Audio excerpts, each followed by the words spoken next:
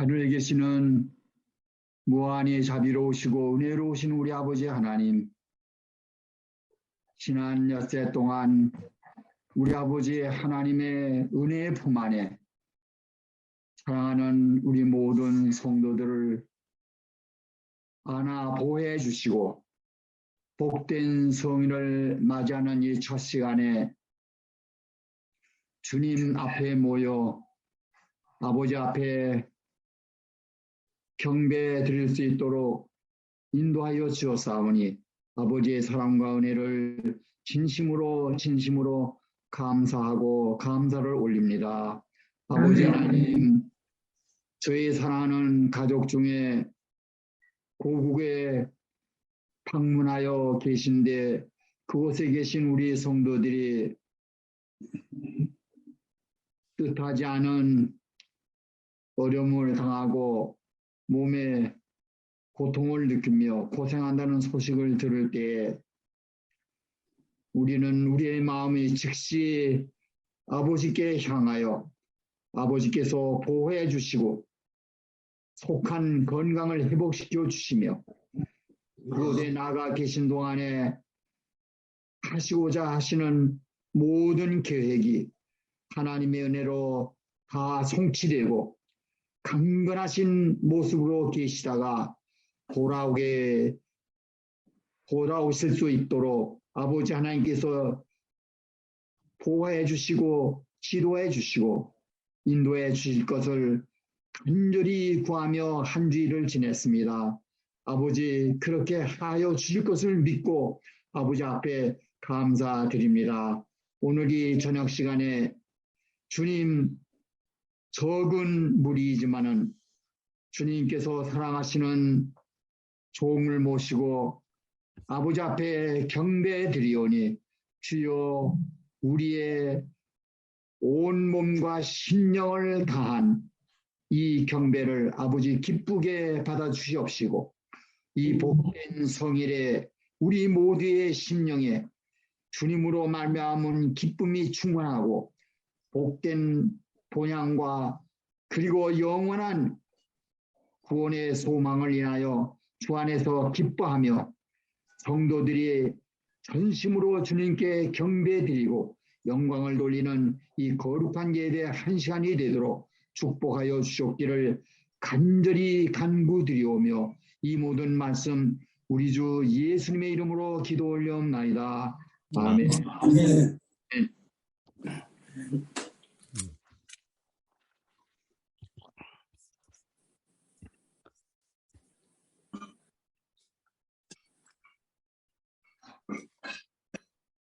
예, 감사합니다. 오늘은 더 이상의 복수는 없다라는 제목으로 함께 은혜를 나누려고 합니다. 오늘 성경 본문에 있는 말씀은 누가복음 4장 18절로 19절에 있는 말씀입니다. 누가복음 4장 18절부터 19절입니다. 주의 성령이 내게 임하셨으니 이는 가난한 자에게 복음을 전하게 하시려고 내게 기름을 부으시고 나를 보내사 포로된 자에게 자유를 눈먼 자에게 보게 함을 전파하며 눌린 자를 자유롭게 하고 주의 은혜의 해를 전파하게 하려 하심이라 하였더라. 평안한 안식일 시간입니다. 일주일 동안도 하나님의 은혜 가운데 우리 힐탑의 성도들을 지켜주시고 다시 이렇게 안식일 시작하는 시간 온라인으로 예배드릴 수 있도록 축복하신 하나님께 감사를 드립니다. 아멘. 네. 이 오클라호마 시티에 가면 시 차원에서 보물처럼 여기는 한 나무가 있다라고 얘기합니다. 그 나무를 제가 한번 보여드리겠습니다.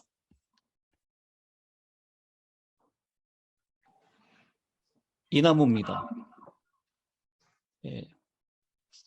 여러분, 이 나무가 무슨 특별한 이유가 있을까요? 오래된 나무일까요? 지극히 평범해 보이는 그런 한 그루의 나무에 불과하지만 이 오클라호마시에서는 이 나무에 특별한 의미를 부여하고 있습니다. 이 나무의 이름이 무엇이냐면 Survival Tree라고 이름이 붙여져 있습니다. 생존자의 나무다라고 얘기를 하는 것이죠. 미국 느릅나무라고 얘기하는데요.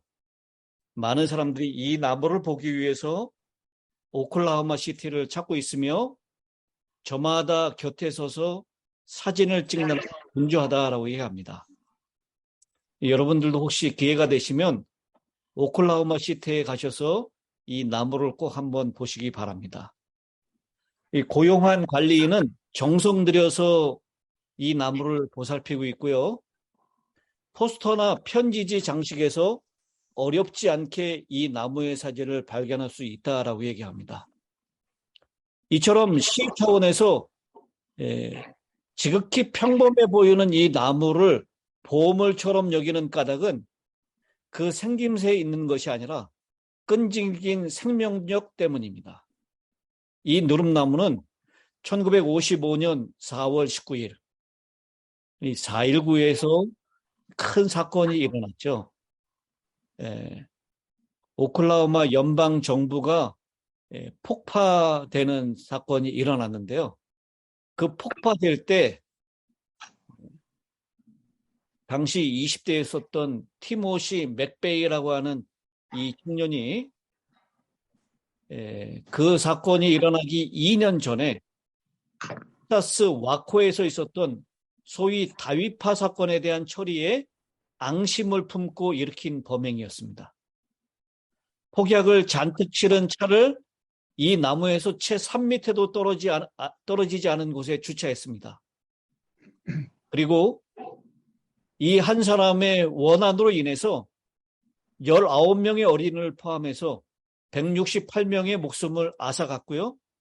850명에게 부상을 입혔고 연방청사 건물은 잿더미가 되었습니다. 당시에 9.11 테러 사건 이전에 있었던 정말 비참한 그런 테러다라고 얘기를 하고 있죠. 제가 그 당시에 연방 정부에서 어떻게 이 건물이 폭파되었는지를 보여드리겠습니다. 이 그림입니다. 오클라호마 시의 연방 청사 건물이 이렇게 완전히 한 20대 청년의 원한에 의해서 완전히 파괴되었고요. 당시 이 청사 2층 건물에는 어린이집이 있었는데요. 그 어린이집에 있었던 19명의 어린이들까지도 다 무고하게 희생을 당할 수밖에 없었습니다. 그림이 안 나오는. 안 보는데 안 나와요. 그림이 안 보였나요? 예. 네. 다시 한번 보여드리겠습니다.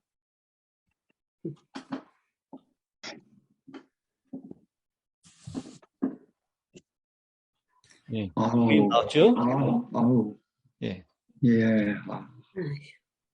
당시에 이 9.11 테러가 있기 전이었기 때문에요. 테러로 인한 청사 건물의 파괴와 그리고 거의 200명 가까운 사람들의 목숨이 한순간에 날아가고요. 이 청사 건물에 어린이집이 2층 건물에 있었던 것을 아느냐라고 이 테러범에게 얘기를 했더니 유감스럽게 생각한다라고 그렇게 짧게 답변했다라는 얘기를 들었습니다. 사실 이 나무 역시 그때 그 폭발로 인해서 잔해에 깔려 버렸습니다. 아무도 누릅나무가 다시 살아나리라고는 생각하지 못했습니다. 가지가 찢겨나가고 먼지를 잔뜩 뒤집어 쓴 나무에 누구 하나도 신경을 쓰지 않았습니다. 그런데 죽은 줄 알았던 가지에서 싹이 트기 시작했고 검댕을 해치고 상처 입은 가지마다 새순이 비어져 올라왔습니다. 죽음의 대지에 생명이 되살아나고 있었습니다. 그제서야 시민들도 나무의 존재를 알아차렸고요. 그리고 언제부터인가 사람들은 이 나무를 희생자들의 생명력을 대표하는 상징물로 여기게 되었습니다. 그리고 이 시민들은 이 누름나무에 Survivor Tree라고 하는 이름을 지어주었습니다. 그리고 여기에서 얻어진 씨앗을요, 여기저기에 보내서 이 생존자의 나무를 오늘날도 계속해서 번식시키고 있다라고 얘기합니다.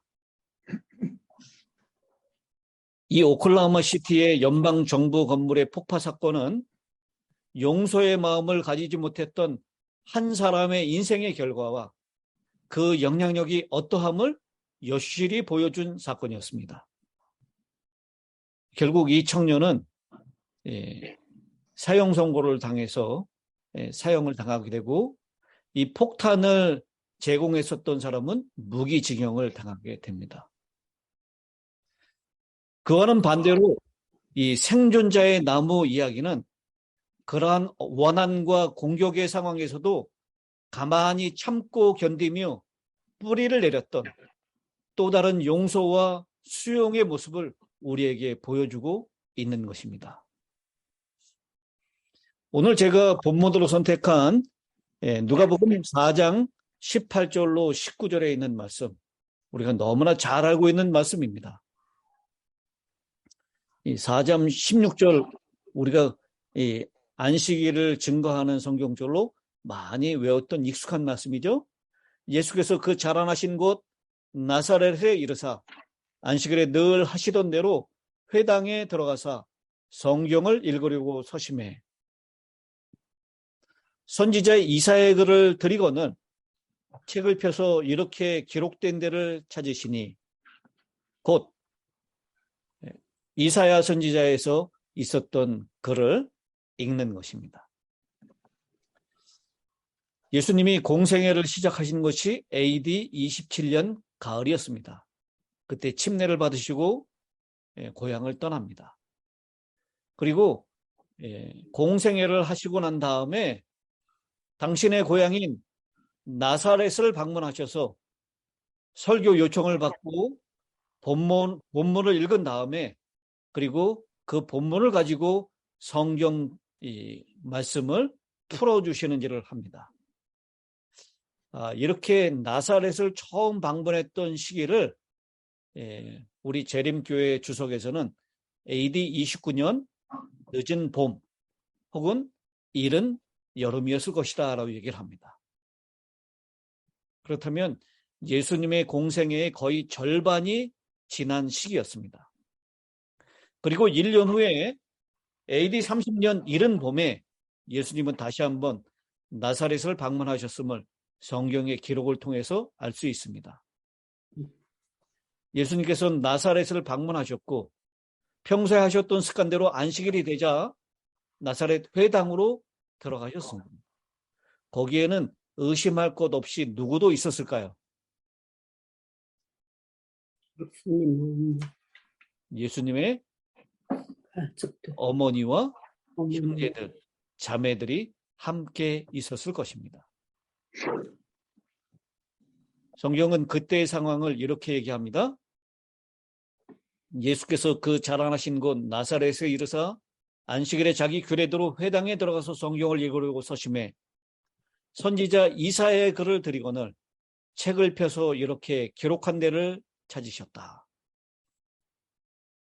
예수님께서는 유명해진 다음에 나사렛으로 돌아오셨습니다. 이미 나사렛 고향의 사람들은 예수님께서 유대, 특별히 예루살렘에서 어떤 이적을 펼치셨고 어떤 사람들에게 인기 없는 그런 가르침을 하셨는지를 다 듣고 알고 있었습니다. 예수님의 공생의 시간 동안에 가나에서 일어났었던 그 이적도 이미 익히 잘 알고 있었습니다. 안식일에 성경을 읽고 설교를 해달라고 하는 요청을 그 나사렛 회당에 있는 사람들이 요청했습니다. 사실 이런 일은 나이가 어리더라도 소질을 갖춘 이스라엘 백성이면 누구든지 요청받을 수 있었던 일이었습니다. 실제로 예수님께서도 어린 시절 나사렛에서 가끔 그렇게 해달라고 하는 요청을 받기도 했었습니다. 어떤 본문을 읽을 것인지는 그 부탁을 받은 설교자가 선택할 수 있습니다. 그래서 선지자 이사야의 두루마리를 요청했을 것이고요. 그리고 일어나서 이사야의 두루마리를 펼치셔서 지금 읽으려고 한 본문을 쭉 펼쳐서 찾습니다. 한쪽 두루마리는 계속 펼치고 한쪽 두루마리는 계속 감고 하는 일을 하셨겠죠. 여러분, 이게 이사야 61장에 있는 말씀이니까요. 61장 1절, 2절에 있는 말씀을 인용했기 때문에 아마 61장 뒷부분에 있는 말씀부터 이렇게 쭉 펼쳐가지고 앞에 있는 부분은 감고 하면서 이 본문에 있는 자리를 찾았을 것입니다. 오늘 성경 본문에 있는 말씀이죠. 그런데 여러분, 이사야 61장 1절, 2절에 있는 말씀과 누가가 인용하고 있는 누가복음 18장 19절에 있는 누가복음 4장 18절 19절에 있는 말씀은 조금 차이가 납니다. 어떤 부분이 차이가 나는지 한번 제가 이사야 61장 1절 2절을 읽을 테니까요. 여러분들은 누가복음 4장 18절 19절을 펴시고 제가 읽는 이사야 61장과 뭐가 차이가 나는지 한번 찾아보시기 바랍니다. 이사야 61장 1절 2절을 제가 읽겠습니다. 주 여호와의 영이 여기까지 갔습니까? 예, 주의 영이. 예. 우리 그냥 누가복음에는 주의 성령이 이렇게 표현했는데 주 여호와의 영이라고 표현했습니다. 뭐 그거는 글자의 이 표현 방식의 차이지 내용은 차이가 없는 것 같아요. 주 여호와의 영이 내게 내리셨으니 이는 여호와께서 내게 기름을 부으사 가난한 자에게 아름다운 소식을 전하게 하려 하심이라. 나를 보내사 마음이 상한 자를 고치며 포로된 자에게 자유를, 갇힌 자에게 노임을 선포하며 여호와의 은혜의 해와 우리 하나님의 보복의 날을 선포하여 모든 슬픈 자를 위로하되. 뭐가 차이가 있습니까?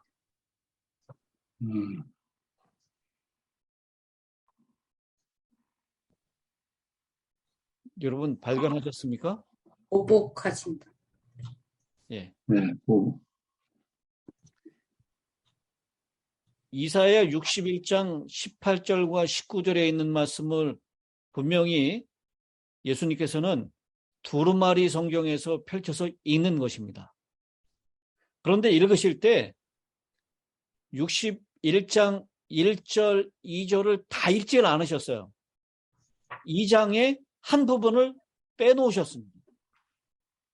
갇힌 자에게 노임을 전파하며 여호와의 은혜의 해와 우리 하나님의 신원의 날을 전파하여 모든 슬픈 자를 위로하되. 이사야 61장 2절은 이렇게 끝나는데 누가복음 18장 19절은 주의 은혜의 해를 전파하게 하려 하심이라. 우리 이미순 사모님이 잘 발견하셨는데 그 뒤에 있는 하나님의 신원의 날을 전파하여 그 부분을 빼뜨리셨습니다. 우리 그 개역 개정에서는 우리 하나님의 보복의 날을 선포하여 이 부분을 빼뜨리고 여호와의 은혜의 해를 선포하셨다. 요것만 말씀하셨다라는 것입니다. 여러분 사실 이사야 있는 이 말씀이 당시 이스라엘 백성들에게 주는 특별한 의미가 있었습니다. 이사야서에는 예수님의 탄생에 대한 예언이 포함되어 있기 때문이기도 하지만 이스라엘의 회복에 대한 약속 때문에 이스라엘 백성들은 특별히 이사야서를 읽기를 좋아했습니다. 그런데 어떤 이유에서였는지 모르겠지만 성경의 낭독과 더불어 설교 요청을 받은 예수님은 그날 그 회당에서 이사야서의 본문의 말씀을 선택하셨는데 그 선택한 말씀을 읽으시면서 제일 마지막 부분에 있는 이스라엘 백성들이 제일 좋아하는 포인트예요. 여호와의 신원의 날, 여호와의 보복의 날을 전할 것이다 라고 하는 그 부분을 빼먹고 예수님께서 낭독하셨다라는 것입니다.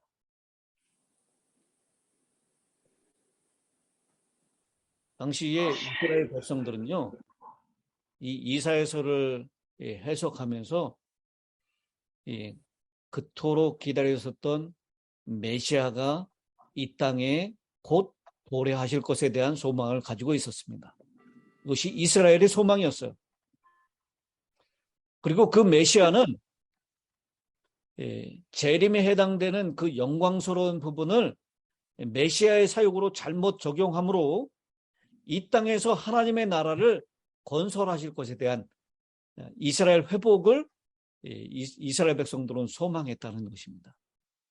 그래서 여기 이스라엘 백성들에게는 은혜의 해, 신년을 선포하시고 그래서 억눌린 자, 포로된 자, 눌린 자, 눈먼 자들을 하나님께서 해방시키시는 은혜를 이스라엘 백성들에게는 허락하시고 이스라엘 백성들을 괴롭히고 그들을 억압했었던 이방인들, 특별히 로마인들을 가리키죠. 그 사람들에게는 하나님의 보복의 날이 전파될 것이다 라고. 그 두 파트 중에서 이스라엘 백성들은 1세기에 어떤 파트를 더 좋아했을까요? 보복하는 거.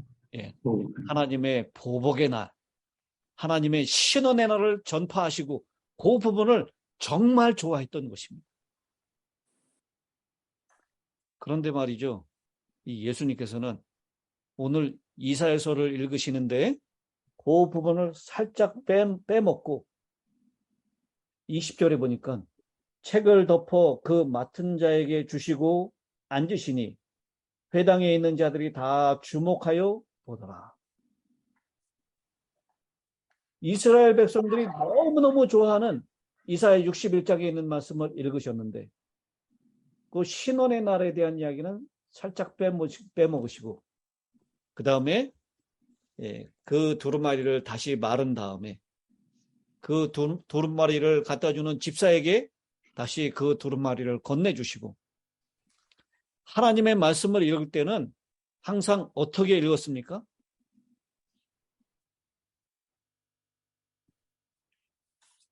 앉아서 읽었습니까? 일어나서 읽었습니까? 서서. 우리 16절에도 분명히 말씀하고 있죠. 성경을 읽으려고 서심해 그랬습니다. 강단에서 두루마리 성경을 붙잡고 서서 읽었어야만 했습니다. 그리고 그 성경을 다시 건네주고 난 다음에는 어떻게 하시죠? 20절에 보니까 책을 덮어 그 맡은 자에게 주시고 어떻게 하시니? 앉으시니 회당에 있는 자들이 다 주목하여 보더라. 이 모세의 자리라고 하는 설교자가 앉는 의자가 있습니다. 강단 옆에 있어요. 그 강단 의자에 앉아서 이제 성경을 읽었었던 그 이사야 선지자 61장에 있는 말씀을 풀어서 설교하는 일을 시작하시려고 하는 것입니다. 이미 예수님께서는 정말 뛰어난 설교자라고 하는 명성을 나사렛 사람들이 이미 알고 있었습니다.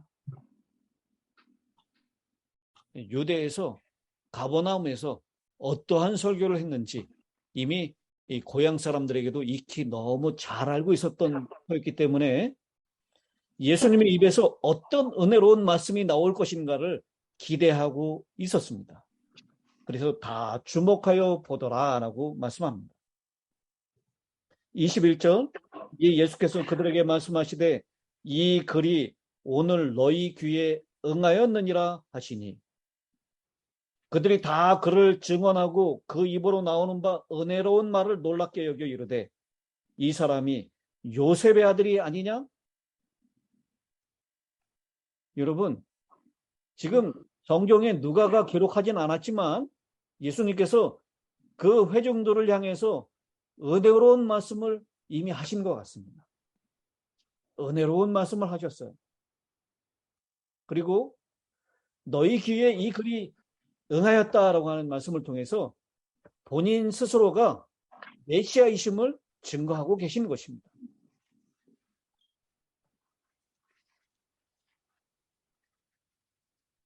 여기 주의 성령이 내게 임하셨으니 이는 가난한 자에게 복음을 전하게 하시려고 내게 기름을 부으시고, 이 기름을 부으셨다라고 하는 것, 그것은 바로 메시아가 되게 하셨다, 나를 그리스도가 되게 하셨다라고 하는 그 표현이죠. 그래서 놀랍게 여기면서 이 사람들이 얘기를 하죠. 이 사람이 요셉의 아들이 아니냐. 여러분, 이것은 예수를 비하시키기 위한 얘기입니까? 아니면 예수를 높이기 위한 놀라움에서 하는 이야기입니까? 비하시키는 예수를 비하시키려고 하는 얘기가 아니에요.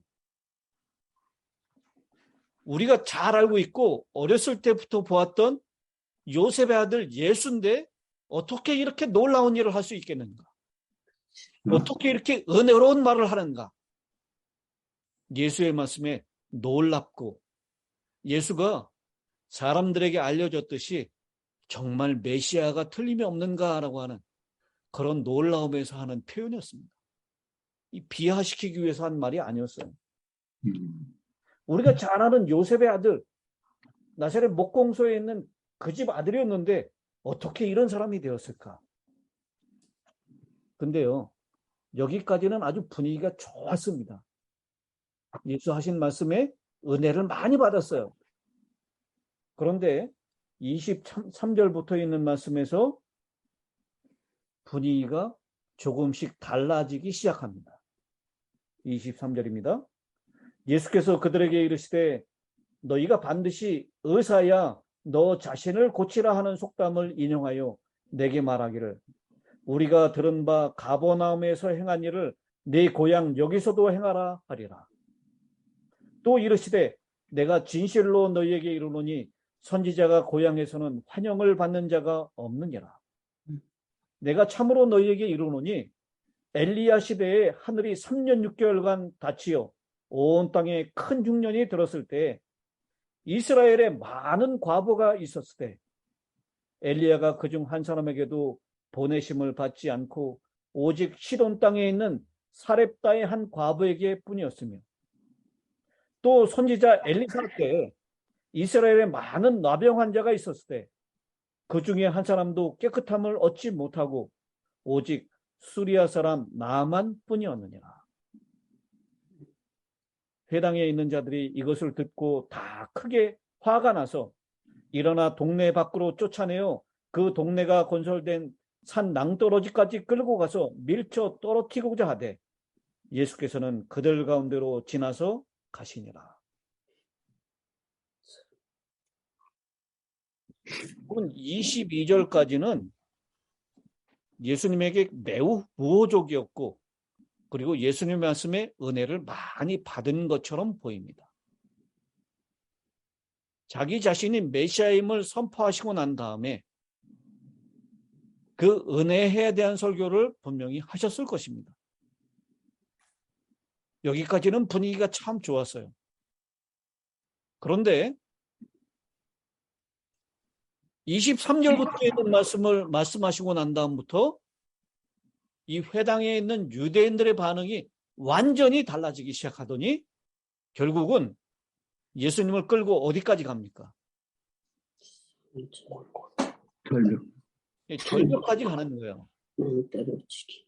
이 나사렛 회당에서부터요, 그 절벽이 있는 데까지는 안식일에 걸어갈 수 있는 거리보다 더 지나간 거리 있었다라고 얘기해요. 이 날이 무슨 날이었다고요? 안식일. 안식일이었어요. 근데 이 유대인들은 안식일에 걸어갈 만한 거리가 꼭 정해져 있지 않았습니까? 그런데 오늘 그 안식일에 그 거리 같은 거 지금 중요한 게 아니었습니다. 절벽까지는 안식일을 지나야 될 그 거리까지 훨씬 더 멀리 있었던 곳이었는데 거기까지 끌고 가서 예수를 죽이려고 했다는 것입니다. 왜 이런 말이 나왔을까요? 자, 이제 23절부터 있는 말씀을 잘 주목해 보시기 바랍니다. 23절, 너희가 반드시 의로우나 너를 고치라 하는 속담을 인증하여 내게 말하기를 이라고 했습니다. 우리 이 누가복음 4장 23절에 있는 이 말씀을 우리 재림교회 주석에서는 이렇게 주석하고 있습니다.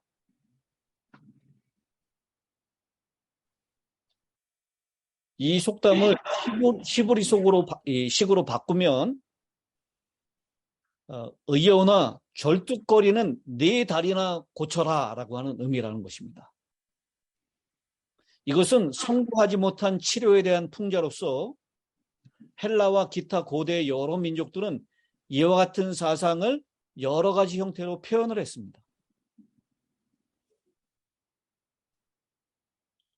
여기 이 나사렛 사람들은 지금 예수님께 자신들에게 본인이 메시아라고 하는 은혜로운 설교를 뛰어넘어서 지금 유대 온 나라를 다니면서 했었던, 그리고 가버나움에서 했었던 그런 표적도 당신이 예언된 메시아라고 주장하는데 우리에게도 그 메시아라고 하는 표적을 보여주시오라고 하는 것입니다. 표적에 대한 이러한 요구가 예수님에게 빗발쳤으나 그는 전혀 응하고 있지 않은 것입니다.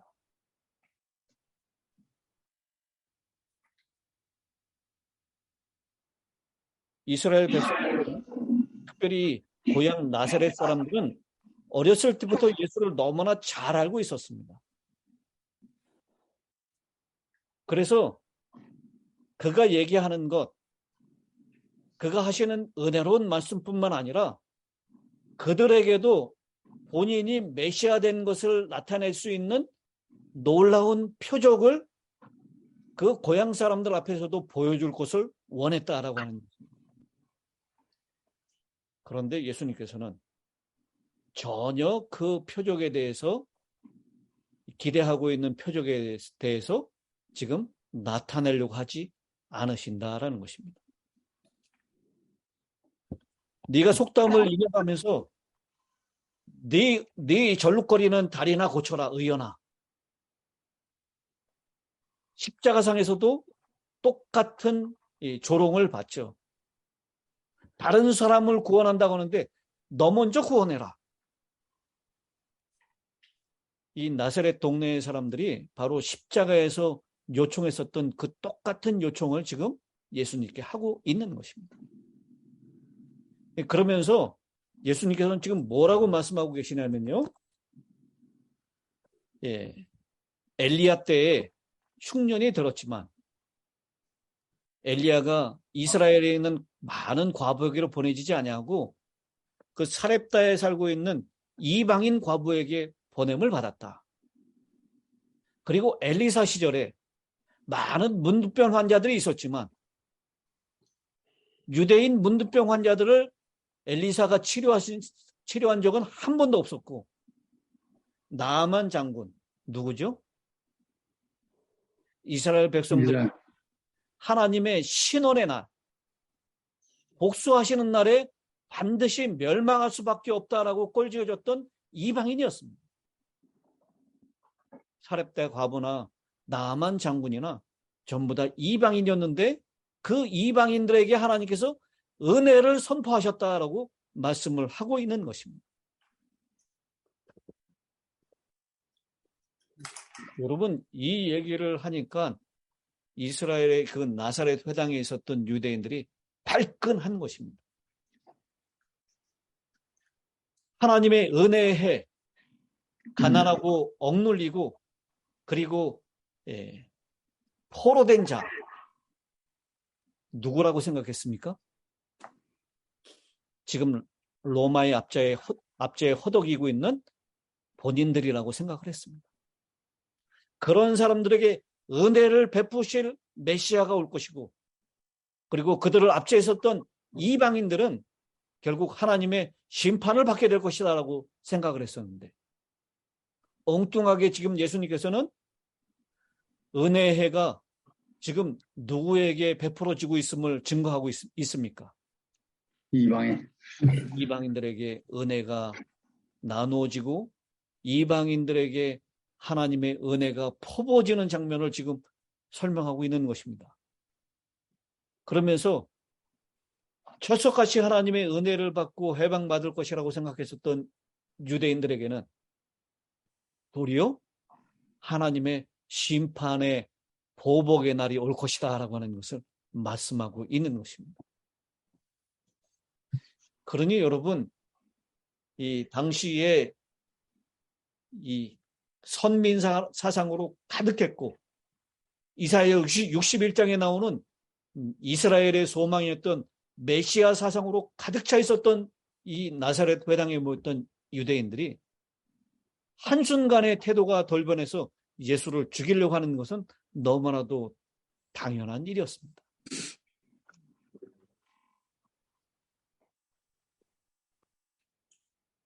시대의 소망 237페이지에서는 이렇게 말씀하고 있습니다. 거룩한 가마의 물결이 모든 장벽을 허물었다. 모세와 같이 그들은 보이지 않으시는 분을 보았다. 그들의 심령이 성령으로 말미암아 감동을 받자 그들은 열렬한 아멘으로 화답하고 주께 찬송했다. 이게 22절까지의 이스라엘 백성들 회당에서의 유대인들의 모습이었습니다. 그런데 이렇게 한순간에 성령으로 말미암아 감동을 받고 열렬하게 아멘하고 은혜를 받으면서 저 사람이 목수의 아들 요셉의 아들이 아니냐라고 그렇게 놀라워했었던 이 이스라엘 나사렛 백성들이 한순간에 그 태도가 돌변하게 되는 것을 보게 되는 것입니다.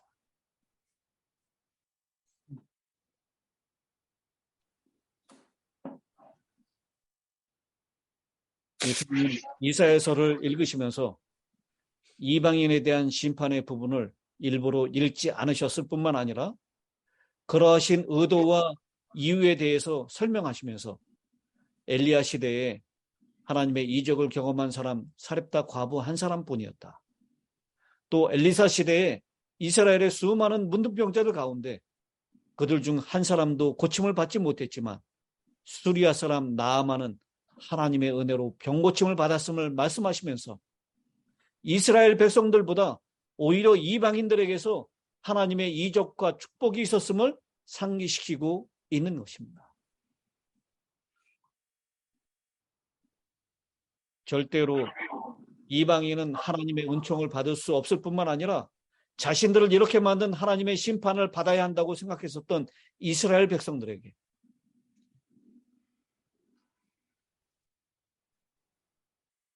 이 시대의 소망 239페이지에서는 이렇게 말씀합니다. 하나님 앞에서의 우리의 입장은 우리가 받은 빛의 분량에 달린 것이 아니라 받은 것을 얼마만큼 활용하는 것인지에 달려있다. 우리가 하나님의 빛을 얼마나 많이 받았느냐, 빛의 분량은 하나님 앞에서 중요한 것이 아니라는 것이에요. 그 빛을 받은 것을 얼마만큼 활용하는 것인가, 그것을 적용하고 그 삶 가운데 그 빛을 드러내는가에 달려있다라는 것입니다. 그래서 이방인이라도 받은 빛을 잘 활용하고 믿음을 행사하기만 한다면 얼마든지 하나님의 용서와 은총을 받을 수 있음을 말씀하시고 싶으셨던 것입니다. 바로 이 말씀 때문에 회당에 있는 자들이 28절에 보니까 회당에 있는 자들이 이것을 듣고 다 크게 화가 나서, 우리 개역 한글에는 이것을 듣고 다 분이 가득하여라고 얘기하고 있습니다. 이 말씀을 실외서방 240페이지에서는 이렇게 주석합니다. 예수께서 이방인들에게 주어진 축복에 대하여 말씀하셨을 때 그 말씀을 듣던 자들의 극렬한 민족적 자존심이 자극되어서 예수의 말씀은 떠드는 소리 속에 묻히고 말았다. 그들은 한 목소리로 항의했고 화가 났습니다. 왜냐하면 예수님의 심판, 메시아의 심판과 보응에 관한 말을 생략하고 단지 자비와 용서에 관해서만 말씀하셨기 때문입니다. 자신들을 그렇게 괴롭히고 선민의식에 빠져서 들깨 정도로 치부했던 다른 민족들에게 대한 하나님의 보응이 없다는 것입니다. 오히려 자신들은 하나님의 이적과 축복을 경험하지 못했지만, 그리고 메시아됨을 증거하기 위해서 우리 앞에서 표적을 보여달라고 요청했지만 그 표적을 나타내지 아니하시고 오히려 이방 민족들에게만 하나님께서 표적을 보여주시고 은혜를 나타내셨다라고 하는 이 말씀에 그들은 도저히 참을 수가 없었던 것입니다. 그들은 자리에서 일어났습니다. 그리고 그들은 안식일에 회당에서부터 그 예수님을 끌어냈습니다.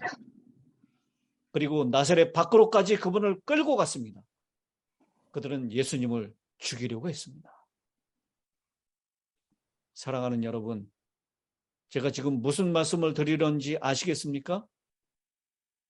원수들에 대한 복수와 심판의 마음이 그들로 하여금 회당에 계신 예수님을 끌어내게 했다는 것입니다.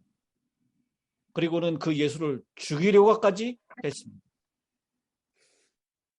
여러분, 오늘날도 우리 예배를 드리기 위해서 모인 그 예배당에서 예수님을 끌어낼 수 있는 방법이 있습니다. 그것은 마음에 여전히 복수의 마음을 가지는 것입니다. 용서의 마음이 아니라 비판과 신원의 마음으로 살아가는 것입니다. 그것이 일부러 방문하신 예수님을 내쫓아 버린다는 것입니다. 그날 그 안식일에 그 회당에서 그들은 예수님과 더 많은 시간을 함께 할 수 있었을 것입니다. 더 많은 말씀을 들을 수 있었을 것이고요. 더 많이 하나님의 나라에 관하여 배울 수 있었을 것입니다. 그러나 그들의 용서하지 못하는 마음이 그들을 방문하신 예수님을 내쫓아 버렸습니다. 그들은 그렇게 예수님을 모실 만한 준비가 되어 있지 않았던 것입니다. 사랑하는 성도 여러분, 오늘 내 마음속에는 과연 예수님을 모실 만한 준비가 되어 있습니까? 아직도 성전 안에서 마음이 불편한 누군가가 내 자리를 차지하고 있지는 않습니까? 그렇다면 여러분 기억하십시오. 그 불편한 마음의 한 자리, 내가 용서하지 못하고 미워하고 원수를 갚으려고 하는 그 마음 때문에 우리 주님의 의도와는 상관없이 우리는 그분을 내쫓아 버릴 수도 있다는 사실을 꼭 기억하시게 되길 바랍니다. 아멘. 오늘 이 고든 맥도날드라고 하는 이 분은 이런 말을 한 적이 있습니다. 웬만한 일에는 세상도 교회 못지않거나 교회보다 낫습니다.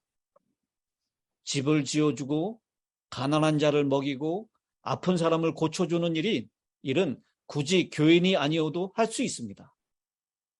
그러나 세상이 못하는 일이 하나 있습니다. 세상은 은혜를 베풀 수 없습니다.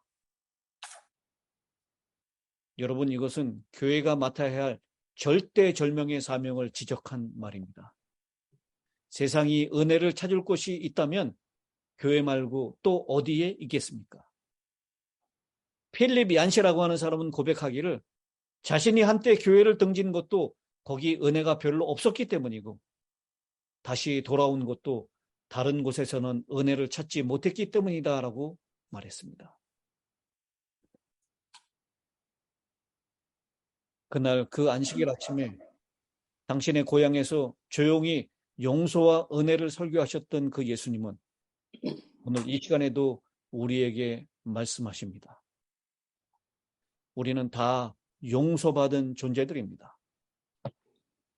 그래서 주 안에서 서로가 사랑하며 용서하며 살아가야 할 존재들입니다.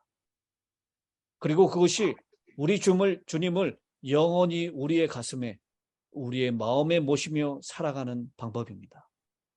아멘. 사랑하는 성도 여러분, 오늘 이 시간 우리의 마음을 아직도 불편하게 하는 누군가가 떠오른다면 저와 여러분의 시선을 우리를 상처 입히고 우리를 불편하게 한 그 사람에게서 떼어내어서 우리를 구원하시는 분에게로 우리의 시선을 고정할 수 있게 되기를 간절히 바랍니다. 아멘. 네. 주님은 은혜의 해를 선포하기 위하여 이 땅에 오셨습니다. 더 이상 복수는 우리의 일이 아닙니다. 은혜를 받았으므로 은혜를 베풀며 살아가야 할 존재들인 것입니다. 여러분, 말씀을 시작하면서 드렸던 생존자의 나무, 그 나무를 품는 그리스도인들만이 살아남을 수 있습니다. 원수의 악의적인 폭발의 잔해를 뚫고 뿌리를 내려야 합니다. 상처를 극복하고 생명의 물줄기를 찾아야 합니다. 하나님의 사랑에 힘입어서 수분을 빨아들일 수 있게 되기까지 깊이, 더 깊이 땅을 파고 들어가야 하는 것입니다. 그것이 가만히 우리의 마음속에 우리의 주님을 초청하는 길입니다. 은혜 아니면 불가능한 일입니다. 오늘 우리 곁에 계신 주님을 진정한 사랑과 용서의 정신을 가지고 그분을 초청하여 모셔드리며 영원히 그분으로 하여금 우리 안에 거하시게 하는 저와 여러분의 삶이 되시기를 간절히 바라면서 말씀을 마치겠습니다. 아멘. 기도하겠습니다. 하늘에 계시는 아버지 하나님, 우리는 우리를 대적하는 자들을 향한 하나님의 보복, 신원의 날을 정말 이스라엘 백성처럼 그렇게 고대하고 사모했는지 모릅니다. 그러나 이사야 61장 1절, 2절에 있는 말씀을 읽으면서 주님께서는 은혜의 해를 선포했을 뿐 신원의 날은 생략하고 있음을 오늘 저희들에게 발견케 하여 주셨사오니 은혜를 감사합니다. 아멘. 아버지, 더 이상 복수하는 일은 우리의 일이 아닌 것을 기억하게 하여 주시옵소서. 아멘. 주님께서 이 땅에 오셔서 가난한 자, 억눌린 자, 포로된 자, 보지 못하는 자들을 향하여 은혜를 선포하시고 신연을 선포하셨던 것처럼 오늘도 우리를 억압하고 우리를 불편하게 만들고 우리를 힘들게 만들었던 그 원수 같은 사람들을 향해서도 우리 주님이 주시는 용서와 은혜를 나누는 생존자들의 나무로 살아낼 수 있도록 우리의 삶을 인도하시고 축복하여 주시옵소서. 아멘. 그 생존자의 나무에서 나오는 그 씨앗이 오늘 여기저기에 그 생명력을 전파하고 있는 것처럼 오늘 하나님으로부터 받은 하나님의 은혜가 우리를 통하여 널리 전파될 수 있도록 도와주시고 아멘. 우리 마음 가운데 주님을 쫓아내지 아니하고 주님을 영원히 모시는 은혜와 용서의 마음으로 살아날 수 있도록 주님 축복하여 주시옵소서. 아멘. 이 안식일 그날 나사렛 회당에서 그들에게 말씀하시고 만나 주셨던 그 하나님을 만나는 감격이 있는 복된 안식일이 될 수 있도록 우리 힐탑의 모든 성도들과 함께하여 주시옵기를 우리를 사랑하시는 우리 구주 예수님의 귀하신 이름으로 간절히 기도드리옵나이다. 아멘. 아멘.